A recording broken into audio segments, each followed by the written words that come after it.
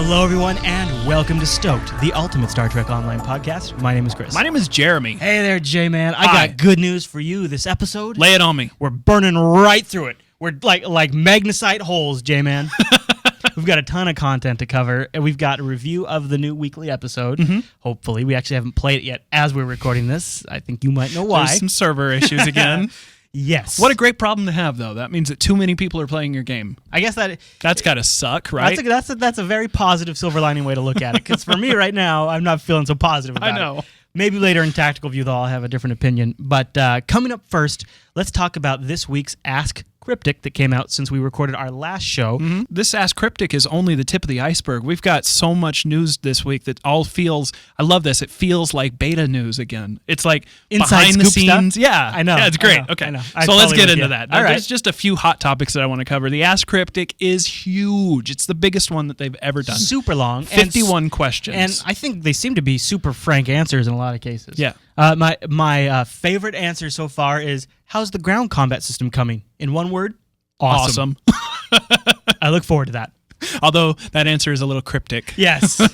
Yeah, we were thinking maybe they should change it instead of Ask Cryptic to Decryption or something like that, because Ask Cryptic is hard to pronounce. Cryptic answers? Yeah. Because that's got a nice double meaning. Anyway. Why don't we start off with some of the things that we actually did get some decent information Yeah, on? well, I want to mention this because the KDF have not been getting a lot of attention and a lot of love recently, but there was some topic brought up about their... Seems like all we talk about is the KDF. But they still have so far to go. It's just like scratching the surface here. So their off-duty uniforms are going to be getting some attention. The thing is that he kind of explained in this Ask Cryptic that KDF people don't really have an off-duty uniform. Wait a minute. A warrior is never off-duty. But they're never really on duty. The KDF don't have a uniform. They don't wear something like Starfleet wears. You know what I mean? Okay.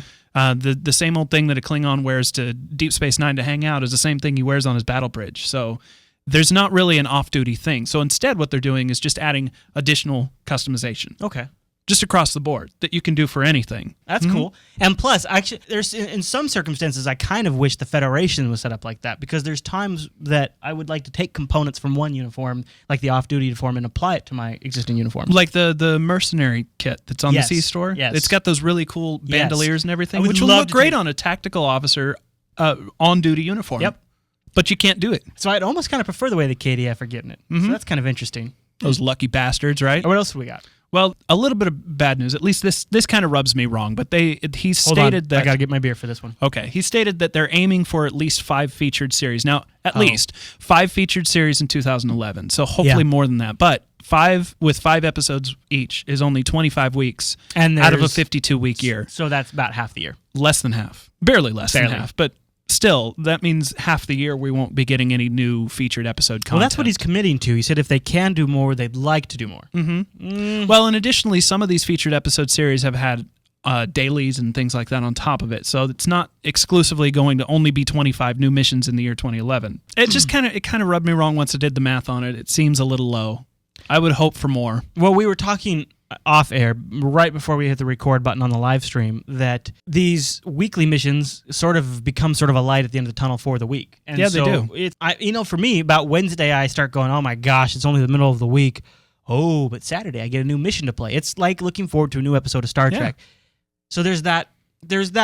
Oh, I'm going to miss that now, and that's why it stings a little bit. Plus, they've been so good so far. Yep. What else do we have? Well, the current feature episode is about the Romulans, and we're starting to see a little bit more of the behind-the-scenes sort of, I don't want to call it a full-blown civil war yet, as far as where we are in the story, but that does seem to be where it's heading. Yeah, you definitely get the sense that that this weekly episode is setting up some sort of lore in the STO universe, so that when it is time for a Romulan faction, you might have some actual story in place as to why that can happen. And Stahl in this Ask Cryptic has talked about potentially having the Romulans even split down the line of the Civil War and have some ally, maybe not officially, but somewhat ally with the Feds and others would ally with the Klingons. Because they'd be so fractured. Right. I don't really hope that they go that way, specifically because there's so much bad blood and animosity between the Romulans and the Klingons. I don't see that working out. But maybe like the Remans and or Hirogen might ally themselves with the Klingons. Maybe there's an that option would make for sense. that. Honestly, I don't know what it serves talking about the Romulan faction, and I realize the reason he's doing it is because so many people are asking. Yeah, exactly. Yeah, I actually agree with you. I think it's not something that we should even be discussing at this point, but so many people want to hear the info, it might as well share it with them. Okay, so there's tons of stuff in this Ask Cryptic. I don't want to cover all of it, but there is one more thing that I would like to bring up is there is talk about a potential skill system revamp coming down the line. This is something I'm a little nervous about. Yeah, although one of the things he mentioned is splitting the space and ground into separate skill trees, which I would totally go for that. And splitting that into those two separate trees would allow you for more variation in ground combat. It might even allow science and engineering officers the option to specialize in certain weaponry, so they could actually increase their ground DPS. They can't currently do that at all. Wasn't there also some talk about potentially down the road? Well, we'll save that. Why don't we cover that? Because as I think there's a lot to digest from this, but that's the main thing, and we'll monitor the skill point system as it develops, because I'm sure we'll get more information before anything lands. It might be, we've got some information in a little bit later in this news segment about the ground combat revamp that's coming soon. We got a little bit of a tease on it, and it's possible that some of that skill system revamp might be a part of that, though. That's what I was thinking. Right. Now, this next item on the news docket, I'm really, really, really hoping develops into something that I'll be able to get my hands on soon, and that is we got our first tee shot of the original series interior. Yeah. This is good looking. No props. No NPCs. All it is lighting. Yeah. And the basic set. Right. And it looks gorgeous. Yeah. It's a work in progress, obviously. They've got a little bit more to do, but this is, I'm hoping, going to be either something you can earn in-game or get through the C-Store that can be an entire ship interior, including 10 forward engineering, medical bay, everything like that. Yeah. I would love to see absolutely a full pack. And I'm glad we got to see a tease image of it, because you almost think, I was surprised when we saw that in the forum, because it almost seems like one of those things that they would keep under wraps. Yeah, I'm glad we got to see it. And it seemed like it came from the artwork person that was creating it too, which is neat. Yeah. Not through like a specific PR outlet. Hey guys, look what I just got permission to show you. Yeah, exactly. Now, as much as I'm looking forward to the original series interior, I think there's probably just an equal amount of people looking forward to the multi-vector assault mode coming down the road. Now, we got some interesting information recently that this won't actually be a new ship. We were thinking before it would be a Prometheus refit. Exactly. Like how the Intrepid refit got the armor and the Galaxy refit got the saucer set. Well, that's not going to be the case anymore. Basically, what they're saying now is that the multi-vector assault mode module is going to be a device, a console. Oh, okay. Because in any ship, the thing that you give up for the special power is a console slot anyway. True. Like the Galaxy gives up a console slot for the saucer set, etc. That's fair. So they're just going to make a console. You plug it into your Prometheus or any of the classes that are like the Prometheus. I don't remember the names of them. Yeah. And all of a sudden, boom, you can do multi-vector assault mode. Well, that's kind of neat. Yeah, there you go. There you go. It's coming. On a slightly humorous bent on the side, too, there was a shot of Captain Logan working on the art. And he's pointing at an error box on the other screen. He clearly broke something when he I like when that. he started putting together the model. Hey, good thing he's breaking it now. Right. That way, by the time we get to play with it, hopefully it's in good shape. Now's the right time to break it. Yeah. That makes me think, recently Derek in the forums posted a lot of stuff. I think it's Darren. David? Dimitri? Daniel Stahl says stuff. All right, so Daniel Stahl posted a ton of stuff in the forums, and we've got a lot to cover. We thought we'd just start busting through some of the things, because, heck, he said a lot of stuff. You know what? One of the things he actually said recently got him in a little bit of trouble. Funny note to start on. I think the rumor is that he even suffered an infraction from the forum folks out That's there. so cutesy. You need to watch your language there, Dan. Another infraction and you're fired. I could see that.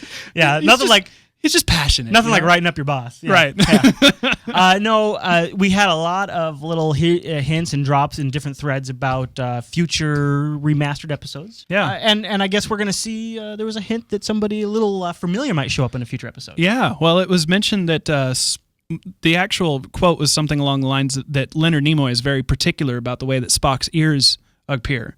And then Stahl said, yeah, so when we were working on Past Imperfect, we had to get it just right. And somebody else was like, but he only appears in voiceover.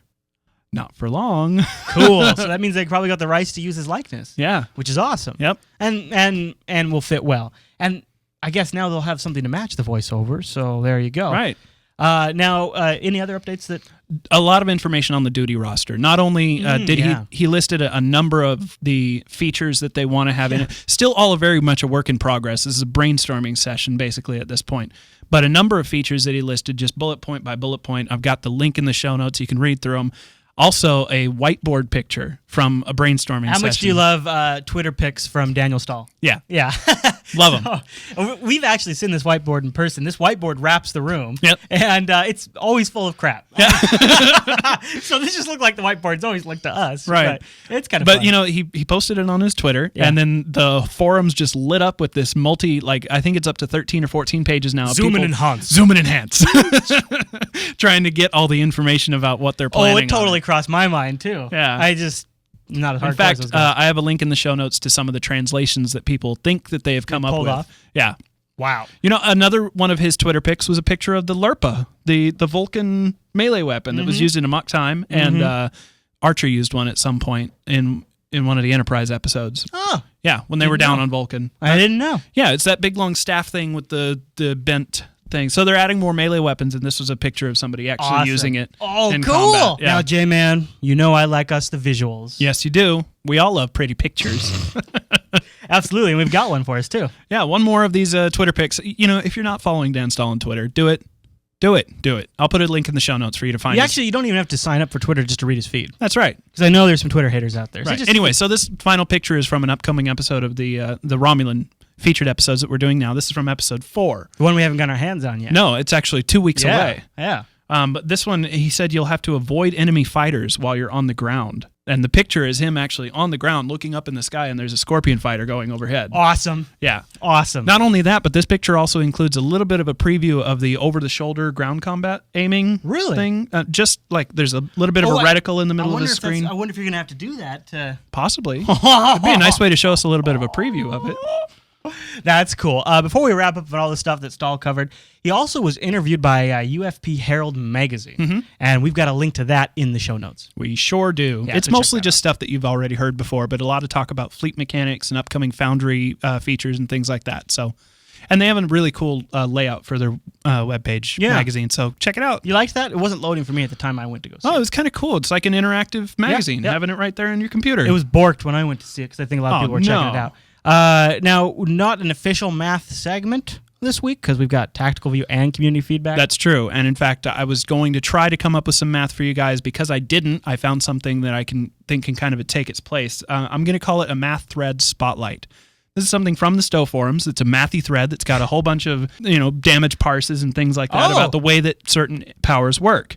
This particular one has already gotten a dev response after I was intending to include didn't they it. come across a little bug where the new reward phase array that has a 360-degree arc was only doing like the 280 or 180 arc? Yeah, that's a different thread, but yes. Oh, so that's another thing they uncovered? Yeah. Holy smokes! So this good is job, actually guys. involving fire at will, was scaling incorrectly for dual beam banks as opposed to regular beam arrays. I have dual beam. So this includes all the links, all the math, all the everything. If you're interested in that side of the game, absolutely take a look at it. Also, if you've been using that, I hesitate to call it an exploit error in your favor in the past, check it out, definitely, because it's going to get changed. This has gotten some dev responses. Aha! Yeah. So a little FYI there. Look out for that. Right. All right, J-Man, let's get into tactical view.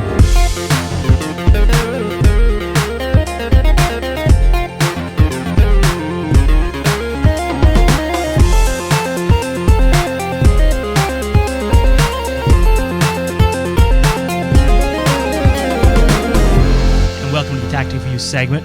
We're going to talk about the new weekly episode, Mine Enemy, in this segment. I got to say up front that I was a little upset that it wasn't a ripoff of Enemy Mine. You know, that cool movie with Dennis Quaid, right? Never saw that. No, it's a good movie. All right. All right, let's go see that. Okay. But we did get our hands out. We had to wait a little bit because there were some server problems this week, as there were last week. Although I think it was a little better this week. It did seem better. Yeah, Yeah. it did seem more, and the symptoms seem to be different this week as well. So, Yeah. different stuff, different issues. Maybe by next week they'll get it all together. Yeah, well, let's talk about our impressions of this episode, Mine Enemy. Well, first of all, the first introduction that you get is the voiceover, again, from either Admiral Tanay or the Klingon guy. Again, Klingon voiceover, quite good. Admiral Tanay, meh. I'm still not buying it. I'm not loving her voice. It seemed better. Yeah, I think so too. Yeah. Whatever. Meh. There was some great cutscenes and voiceovers later on in this episode, though. Just fantastic. Do you want to talk about the cutscenes? Yeah, that's the subject I'm on. So let's cut ahead. Dude, the cutscenes were fantastic, and they struck the perfect balance of cinematics, but not slowing it down. I never felt like I was waiting on the cinematic. I never felt like I was waiting on that. No, I don't think so either. And the work, I don't know what tool. I don't know if they use demo record or what they use, but if they use demo record, as people that have used demo record here, we know that it can be difficult, and they're really well touchy, done. yeah. Well done shots. Yeah. The voiceovers for those characters were good. Yep.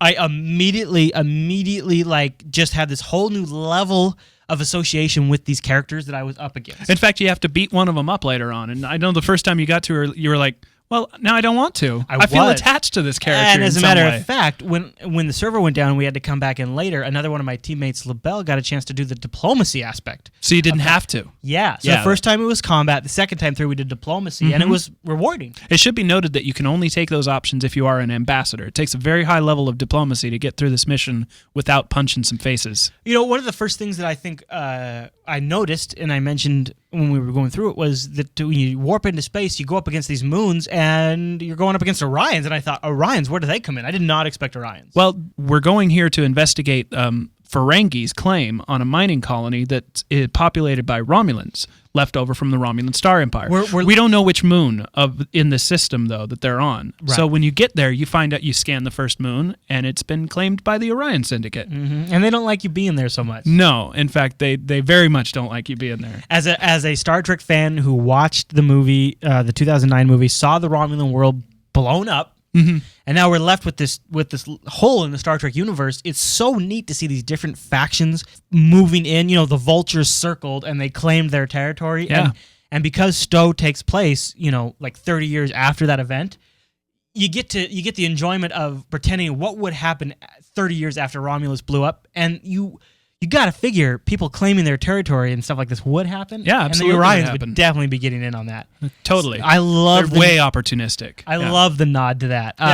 I also felt like once you beamed down on the planet, they nailed them. It felt like a mining town. Now, it wasn't quite as jaw-dropping as the Vault or even Defera, really. But it was such a great atmosphere. It's just like everything felt dingy and run down. I was a little jaw-dropped. Really? I was a little jaw-dropped. I was impressed. Don't get me wrong. You had the spotlight animation, which I thought was a neat touch. The moving mine cars of doom. And the moving mine cars I really liked. I really liked the ground on this. This is probably, you know, I had forgot about Defera, to be fair. I got to say, though, I think this is up there. Defera was one of the best ground scenes I'd seen yet, but this is definitely up there. I was really impressed. This is 2 episodes in a row now where I've been really impressed by the environment team because the mines were also slick. Yeah. Very cool looking. Yeah. And there was a really neat effect where you stand on, there's a very mini puzzle where you stand on these different pressure plates. Yeah. And then the wall caves down. Yeah. It actually, like, the whole wall just slides down. And it was a great effect. And you know, one of the things I know we keep bringing up the Foundry all the time, but God, I wanted all these assets need to make their way to the Foundry ASAP. You know, we're running around on this mining town on this moon, and you mentioned it, and I totally had overlooked it. But if you've had a chance to read that Countdown comic series, what we've gotten here is a complete backstory fill-in, at least a solid picture of what these mining towns look like that Nero, the main villain from the Star Trek 2009 movie, was from. Which, let's face it, if you see the new Star Trek movie, you kind of don't identify with Nero. You don't understand where he's from or what he's gone through. Not really. But reading the dialogues from these miners that are on this Romulan mining colony, it kind of gives you a better impression of maybe the spirit of his backstory. It feels extremely rewarding as a Star Trek fan to have the canon and the backstory of those main bad guys in that Star Trek movie filled in. And what I really enjoy out of it from an experience is that they're filling in backstory in a universe that I am familiar with from the mainstream prime Star Trek universe. Right. So they're filling in this new alternate timeline Star Trek, the 2009 movie, with prime timeline information. Beautifully done. Very well done. It's really great. And then again, we saw, just like in the last mission, there are career-specific paths you can take. As a science officer, I was able to do some geographical surveys and stuff like that. Well, at one point, the Ferengi that runs the mining colony basically tells you to go do some work for him. And so you get your choice. It's I went solo. I was a science officer, so I only had one choice. And I had to go and do the science submission, which was the geological survey. Right. But as an engineer, you can fix some mining equipment that's broken down. And as a tactical officer, you can beat up some bullies that have been harassing the other miners. Which you can't even target unless you're doing that That's arc. right. Now, the cool thing is if you go down with a team that's at least 3 people, at least 1 from each profession, you can get, every person in that team can get the accolade from every separate profession. Right. So, like, if I, as a science officer, went down with the tactical officer and we beat up the bullies, I'd get the accolade. Yes. Bonus. So I thankfully was teamed with an engineer, and I got the engineering accolade and the science. Yeah. I'm going to replay now with a tactical so I can get that. What's unique about this episode is it was filling in a backstory for the 2009 Nero villain and all of them on that And ship. to a larger degree, what has happened in the aftermath of Hobus. Right, and what's happening in the Romulan space and how you've had the vultures circling. Right. But at the same time, you're filling in this whole new Star Trek canon that's just been developed. You're also pulling from the original series Horta stuff. Yeah. So you're pulling in original series Horta. I mean, some of you that might be watching right now, you might notice that our background, that's a Horta hole. Yeah, a little bit of a spoiler alert there. But I as a Star Trek fan, again, extremely rewarding to have a bit of brand new Star Trek trivia filled in, but also pay homage to a classic Star Trek episode. Not only that, but one of your choices for the reward at the end of this is a little Horta pet that follows you around. It's adorable. Which then, of course, directly led us to a Horta dance party on Starbase 39. Yes. You got to have a Horta dance party. Who wouldn't?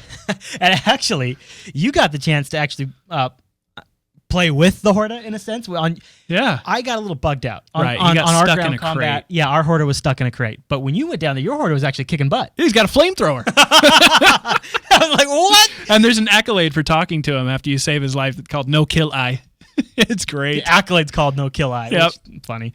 So you've got that. You got 3 different accolades you can rack up in this thing. You get the voiceover, you got the cutovers, and then at the end they wrap it up with a new type of puzzle that I think we've never seen a puzzle like this before. Which it was really scratching that itch for me because it's a trivia question and answer, decrypt, replace the incorrect information with correct information. But unlike the Q trivia, this is actually STO related. This is in-game plot lines. I like that. Yeah. I actually liked that a lot. Playing through those Q missions, I was like, oh yeah, I got this. This is no problem. I know Stowe. I know Star Trek. I can answer these. Right.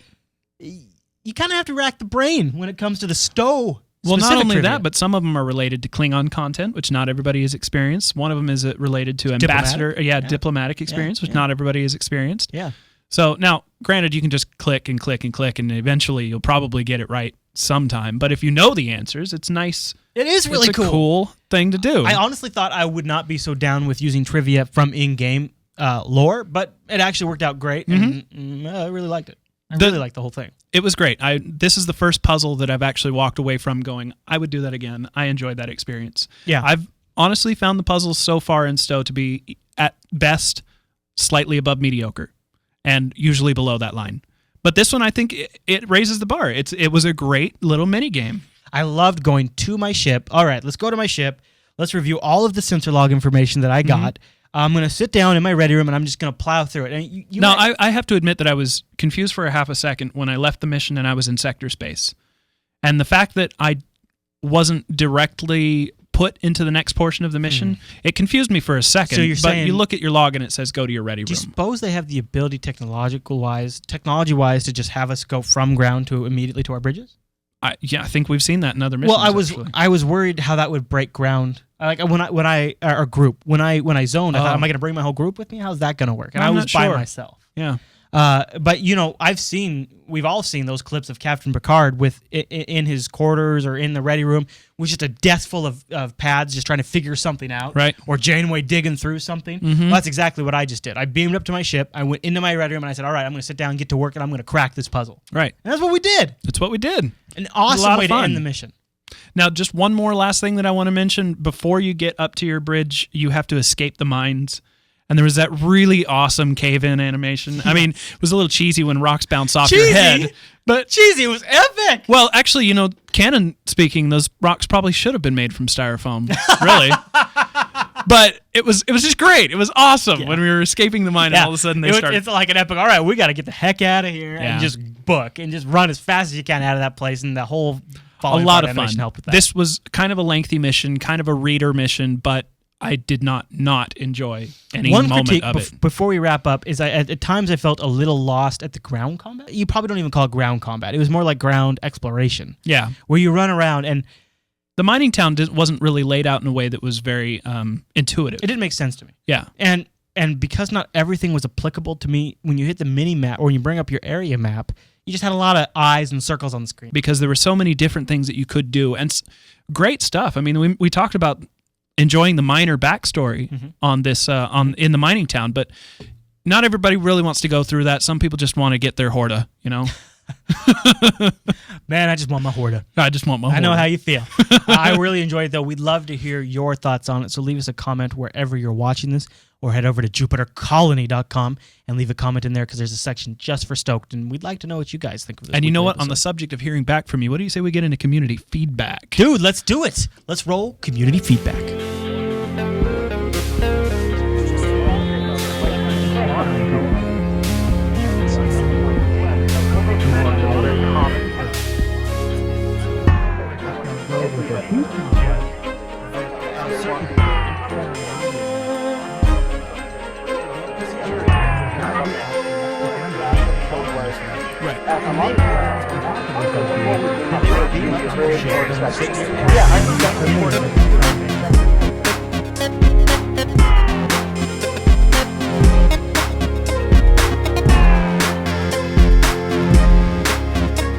Hello, everybody, and welcome to Community Feedback. Now, recently, it's been a pretty hot topic regarding what the heck to do with the captain's table. It came up during our interview with Stormshade, and it came up again in the Ask Cryptic from this month. I actually felt a little vindicated when I saw that. Yeah? I did, because that's been my little thing in the back of my mind, and it came up during the Stormy interview, and I was pleased to say that. So with it being such a hot topic, we figured we would go ahead and put it forth to you as our question for this week's community feedback. Now, I want to set a little something up, because I just learned this on our live stream, and it completely changes my mind about the captain's table in a lot of ways.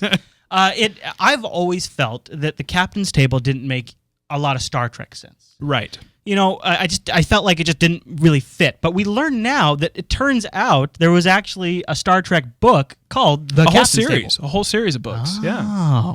Boy, I feel a little better about that now. Right. I guess it seems like, even if it's not direct canon, you know, official Paramount canon or CBS canon, it's at least... It's still a part of the Star Trek universe. Inspired from an existing Star Trek universe. Right. And the whole thing about it being this mysterious bar that's in an extra-dimensional nebula, that the portals appear wherever that's part of it. That's from the books. It's not... When we talked to Stormshade about it, you said, you know what, the portal is dumb. The nebula's stupid. Get it out of space. I want to see the place in space dock. Yeah. But now that you know that's that... Well, the key thing that got my attention there, though, was what you said about it appearing anywhere. Right now, it only appears in either Earth space dock or Klingons, above Kronos. Yeah. I almost wonder if you shouldn't be able to summon it almost like a transwarp drive or something like that. Yeah, totally. Or if I could have like Chris's ideal scenario, it would be I zone to my ship, I go down to my holodeck, I enter the holodeck, and there was some recent mentions that when they launched the ship in Tears, they're hoping to have holodeck and the shuttle bay. Yep. So it sounds like that stuff might eventually make its way into the game. I would like to go to my holodeck, establish a subspace connection to the captain's network. Yeah. And then just have the captain's table appear. You know, be a zone. In game mechanics, it would be the exact same thing. You would be in the captain's table, and anybody that was in the captain's table would be there with you. But the Star Trek idea, is that you're actually on your holodeck, linked up to this network. And you can get to it from anywhere you're at. Now, we want to hear, I'm going to give you my idea, and J-Man's going to lay down his idea, but we want to hear your idea what to do with the captain's table. So send those into Stoked at JupiterBroadcasting.com. Now, I'll lay down what I would like to do. So I mentioned the holodeck thing. That's how I'd like to access the captain's table. And please... feel free to include how you would like to access the captain's table. Absolutely. I would like to see, and I mentioned during the Stormshade interview, I would like to see some sort of leaderboard system, and I would like to see the requirement that you're a lifetime or all. I would just open access to everyone. Well, if that's going to be the only access that you have to those leaderboards, that I think sound like a great idea, by the way, you really have to make that available to everybody. You can't have it for only the veterans or only the lifetimers. Right. Well, I'd like to see something where I could go in there and see, you know, PvP leaderboards and exploration leaderboards and maybe Foundry accolade leaderboards. You know, people take a lot of stock in how much accolade points they have and everything else. How great would it be for those guys to be able to show off? Good call, J-Man. Right. Good call. That's the whole point of accolades. Right. So it'd be great to actually be able to, you know, publicly get the recognition that you're really seeking in the first place. And I would be a happy boy if maybe you could have like the top-rated Foundry missions in there or something like that. That's my ideas. Yeah. Speaking of the Foundry, that actually leads into my suggestion. Lay it on me.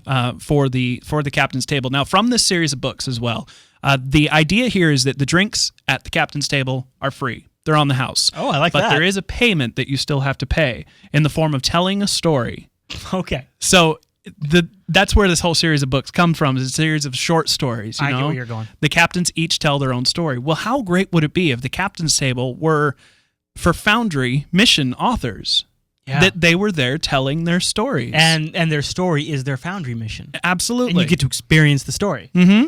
And that is neat. Maybe you get like a Sarian brandy or something afterwards, something dumb. But I don't know. I really like that. So you would say, okay, it's extra incentive for people to create missions. with your idea, I think you also need to remove that artificial boundary where only certain players can get to there. Right, sure. But I think that setting up an artificial boundary that it's only for Foundry authors might be still acceptable. First of all, I think that that sub-community is a community that really thrives on sharing information with each other. How you do certain things, how you set up costumes, how you set up triggers, how you set up your mission text, and all that kind of thing. It's eventually going to be. I would imagine it's going to come down to look at the trick I figured out how to pull off to get X happen in a mission. Absolutely. Now, sites like Starbase UGC are already doing this, but how great would it be to have an in-game reference for it? Oh, absolutely. Where every time I go to this zone, everybody here is a Foundry author. Everybody here has questions, answers for my questions. And a way to in-game ask other Foundry authors and Yes. stuff like that. And that's the only way to scale support for something like this, right? Because you got to figure, you do it in the forums, that's good. That's obviously one avenue. But if you're in-game, Right. and you could talk to another avatar, that sounds freaking awesome. How many people don't like to go to the forums? But they're all playing the game. Yeah, I like that. Yeah. But we want to hear what you like. So send those over, like we mentioned, stoked at jupiterbroadcasting.com, and we'll feature your answers in a future episode of Stoked. Just as an added little bonus, if you check our show notes, I'll have a link to this site on Memory Alpha that gives you a little background On the Captain's Table? the canon explanation of the Captain's Table. That's awesome to know. I'm Yeah. really curious. I'm going to check that out. All right, everyone. Well, thanks so much for tuning into this week's episode of Stoked. Now, we're live every Saturday at 11 a.m. when that weekly episode comes out over at jupiterbroadcasting.com/live. And I want to take the chance to say thanks very much. This has been a huge success. We have more and more folks tuning in every week. And We're exciting almost for us. 300 people watching us live right now. 300 strong. You have nothing better to do on a Saturday? Come on. The reality is, and people have mentioned, we start broadcasting at 11 a.m. It is now 2 p.m. Yep. We're about half done. Our show is not 3 hours long. No. No, what we put out is a condensed version of that's been edited up with extra visuals. But if you guys tune in and watch live, you get so much more show. way more show. And even if we're not sharing really cool information, you get to hang out with Star Trek geeks. There's a lot Not of just people in us, the but chat the room. other 200 plus people. And there's some people in there you'd probably very much like to chat with. I'll just Yeah. leave it at that. All right, everyone. Well, Stoked comes out every Tuesday, so feel free to grab the nice, purdied up, edited version in any format you like and subscribe to any of the feeds over there to get it automatically when we do release. Right, J-Man? Any other business we got to take care of? No, let's get out of here. All right, everyone. We'll see you next week.